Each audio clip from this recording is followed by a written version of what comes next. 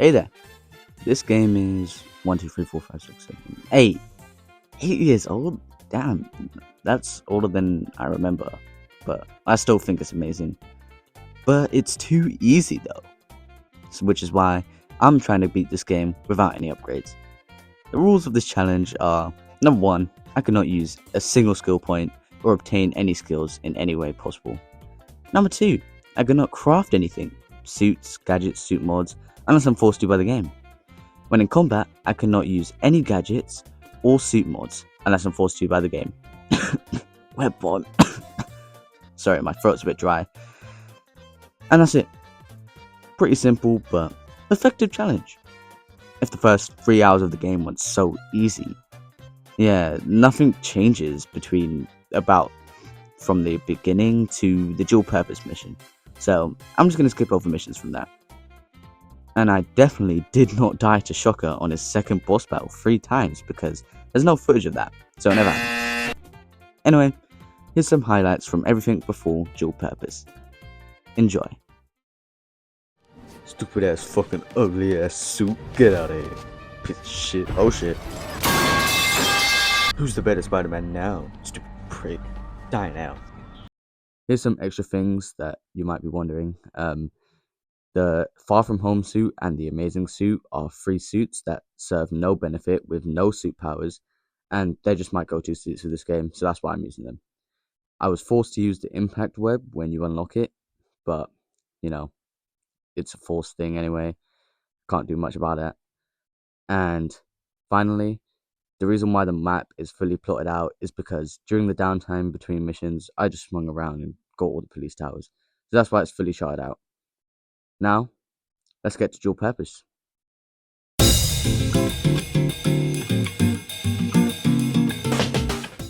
Alright, for dual purpose, I started off with some stealth for the first section, ended up dying to a train after I panicked because some enemies saw me, but relatively easy stealth. For the second section, you're forced to use the trip mine at the beginning, not much I could do about it. I ended up getting caught at the end because for some reason I picked up this guy and, I don't know, he was danger. I just decided to kill him, and I had to restart because I accidentally shot webs at someone, so that's nice. On the whip section, I died when all of the other enemies came because I was trying to beat the other enemies, but the whip guy wouldn't let me go in the air, and I died because I tried to run away for stealth, but they just stayed aggro, so I died after coming back down. And eventually, on the last attempt, I just saved up a finisher from all the other guys and killed the whip enemy. For the next mission, it's called Hidden Agenda, and it's a Peter mission. And by Peter mission, I mean a mission where you're not Spider-Man and you don't fight people. So I'm not going to be including Peter missions, MJ missions, and Miles missions because they don't really have anything to do with the challenge, so yeah. The only notable thing about this mission is that it forces you to use the electric web, but it's not in combat, so it's fine. Next up, we got another Peter mission, so we'll skip that. And then next up, we got an MJ mission, which we'll also skip. Man, they love these. It's like 3 in a row, come on. Alright, for Up the Water Spout, the initial combat was pretty simple. The second combat was relatively easy. I just saved up a finisher for a brute. For the penthouse section, I did stealth because it's easier. And I just had the biggest clutch because for some reason, while I was striking this guy, he just saw me, so I had to beat him up brutally behind the backs of everyone else. I don't know why he decided to see me while I was trying to do a stealth kill, but okay. When the swordsman came out, I was a bit hazy on it, but I didn't die. I got to 1 HP, but I didn't die. What's in the box? Nothing, because you don't have to do it. Yeah, they give you this mission, and it introduces you to Taskmaster and challenge tokens, but you literally don't even need to do the challenge. You can walk away and you get a new mission straight away. Back to school. The first section was pretty easy, even if there was a whip guy. I died to a brute in the second section, so I just saved up a finish to kill him. And the last section was easy because it's just a bunch of high school kids that you can tackle by just flicking them. Spider hack. You just do hacking. Nothing to do with the challenge, but I was spotted and Delta Protocol's mentioned. Initiating Delta Protocol. You know, I'm just that famous. Delta Protocol was such a big hit that they had to include it in this game. Look at me, mom. I've made it so far. My game is in another game. Uninvited is an MJ mission, which is uninvited in this challenge. Strong Connections is a Peter mission, which isn't a strong connection to this challenge. First day, the first combat was pretty easy because you're fighting a bunch of bugs. And then it's a Miles mission, so get to your first day, Miles. It's not that hard. Collision Course, the first section is pretty easy. I just uppercutted guys so they fell off the truck and got third-degree burns. I accidentally discovered an out of bounds glitch, which was really annoying, but the section is pretty easy. On the negative section, I died 3 times because there's a cool death. No other reason. Yeah, the death's actually pretty cool. The one that got away. It starts off as an MJ mission. I spent 20 years to get to the next section. And then when Spider-Man comes in, you do some stealth takedowns. And a funny thing I found is that when you look up while he's doing a takedown, Spider-Man just disappears. They didn't expect anyone to look up. You know what they say, gamers never look up. The invisible thing was cool, so I just used that for some stealth takedowns. And then you finally get to play as Spider-Man, which I did stealth for the first part. Except for this one guy who just saw me while I was striking him, so I just beat him up because nobody was around. Then when you're forced to do combat, I died to a brute. For some reason the second time there was no brute, so I just did some combat, waited for the prompt to go to the lead boss fight, and then I went to the lead boss fight. For the lead boss fight, it was pretty easy. Yeah, not really that hard. Breakthrough. It's a Peter mission, so we're going to skip that. Liar! Yep, he's on crack. Reflection. It's also a Peter mission, so we're going to skip that. And I just want to point out, Reflection is literally just one cutscene. Why is it a main mission? You can literally just add this cutscene to the start of the next mission. There was literally no point. Honestly, man. It doesn't make sense. Out of the frying pan. This is where the game begins to get a little crazy. I'm not going to go too in depth with this mission. The combat was pretty easy. I just saved up finishes for brutes. I did get close to dying sometimes, but I did it first try. The chase with Electro was pretty easy until I got beat the shit out of by the Sinister Six. And then there's a mission called Quarantine, which is one cutscene? Like, I really don't get it. You could have added this cutscene to the end of Out of the Frying Pan. There was literally no need for a new mission called Quarantine. And mind you, it gives you 4,000 XP. Probably because you don't get XP from Out of the Frying Pan, but you get it from Quarantine. I don't know, it's so confusing, it just doesn't make sense. It ruins the saying. Like, is the saying Out of the Frying Pan, Quarantine, into the fire now?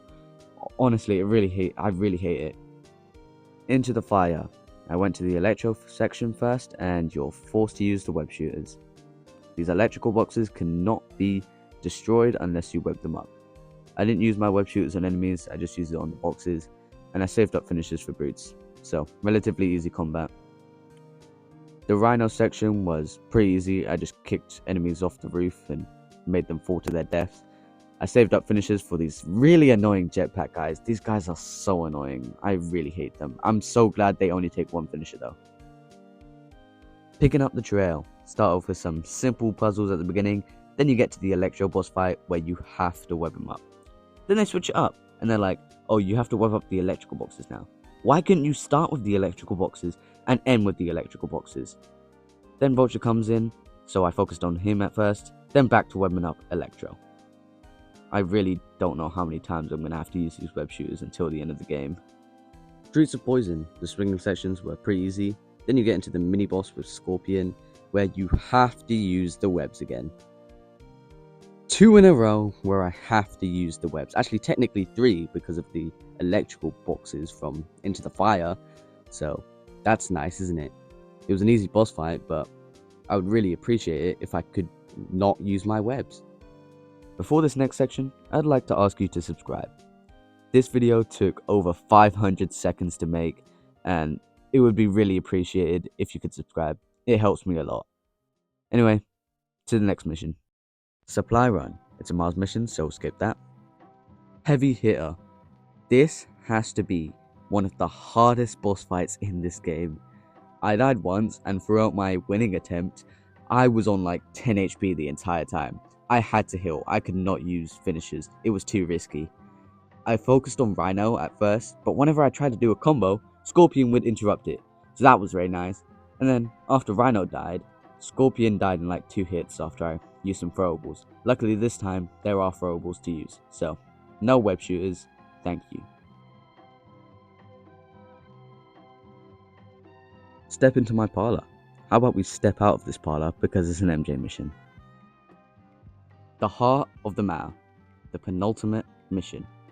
I started off with stealth for the first section, and the second I started this stealth, I got caught, so I reset, and then 5 seconds later, I had another close call. After that, the stealth was pretty easy, but all good things come to an end, and you have to do some combat. With these damn Sable jetpack guys, you honestly don't know how much I hate these guys. They are the bane of my existence. Oh my god.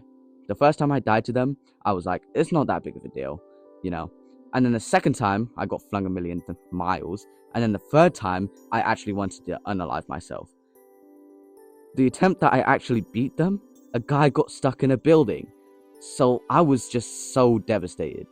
I could not believe it. Luckily, he died on his own. If he didn't die there, I probably would have quit. The lead boss fight was pretty easy, like insanely easy. I just infinite comboed his ass. Triangle, square, X. His minions weren't even that big of a deal. This game has really ramped up in its later missions. But now, it's time for the final mission. Pax and Bello. Here we go.